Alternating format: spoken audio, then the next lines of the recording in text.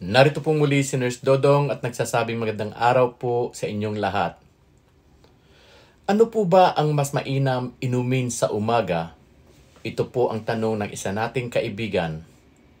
Ang tanong niya ay mainit, maligamgam, o malamig na tubig po ba? Alam mo, depende po yan sa layunin mo. Pero maligamgam na tubig ang kadalasang itinuturing na pinakamainam na inumin natin sa umaga. Narito po ang ating mga paghahambing kung ano po ang dapat nating inumin. Kapag maligamgam na tubig po ang ating inumin sa umaga, ito po ang pinakamainam sa karamihan. Ang mga benepisyo nito ay mas banayad sa tiyan, lalo na kung bagong gising ka. Tumutulong rin po itong mag-activate ng digestion. Nakakatulong rin ito mag-relax ang kalamnan ng tiyan at bituka. Mas mabilis pong ma-absorb ng katawan kumpara po sa malamig na tubig. Pinakamaganda itong inumin kung meron kang acid reflux, kabag, o madaling sumakit ang tiyan mo. At kung gusto mong mapadali ang bowel movement sa umaga. Ang malamig na tubig naman po, ang mga benepisyo naman po nito ay nakakapagpa-refresh at nakakagising. Bahagyang nakaka-boost ng metabolism dahil kailangan pang painitin ng katawan. Pero may downside po ito. Pwede pong itong magdulot ng pananakit ng tiyan sa ibang tao. Maaari pong mag-trigger ng sore throat o ubo kung maselan ka sa lamig.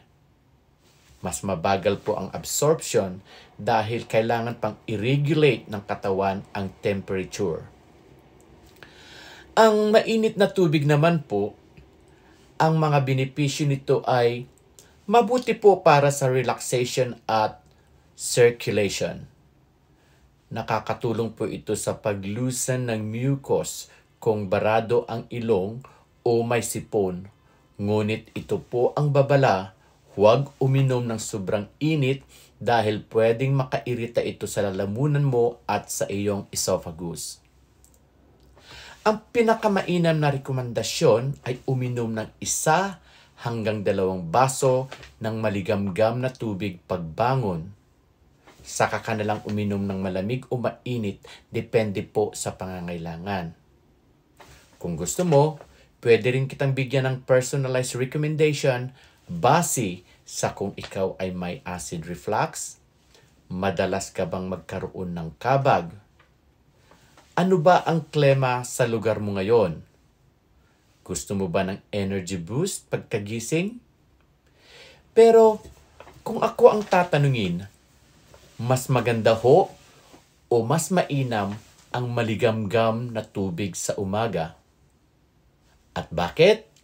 Dahil ang sabi ko kanina, pinakabanayad ito sa tiyan kapag bagong gising at relax pa ang digestive system. Ang maligamgam na tubig ang hindi nakakabigla, kaya mas komportable sa katawan. Mas mabilis at mas natural ang hydration. Hindi na kailangang i-adjust ng katawan ang temperatura nito, kaya mas madali po itong ma-absorb. Maganda po ito para sa digestion at nakakatulong itong i-activate ang bituka kaya mas madali ang bowel movement sa umaga. Wala po itong discomfort, hindi tulad ng malamig na tubig na maaaring magdulot ng kabag o pagsakit ng ngipin at hindi rin tulad ng mainit na maaaring makairita sa lalamunan kapag sobra ang init.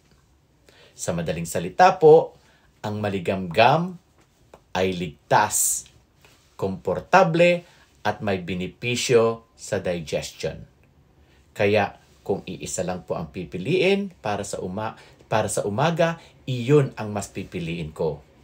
Mas maganda kung tayo po ay may kaalaman. Kung may gusto po kayong pag-usapan, comment, like, follow lang po at i-share po natin ito. At pakitangkilikin din na po natin ang aking YouTube channel at TikTok account Nurse Dodong. Muli, ito po si Nurse Dodong at nagsasabing magandang araw po at maraming salamat sa suporta.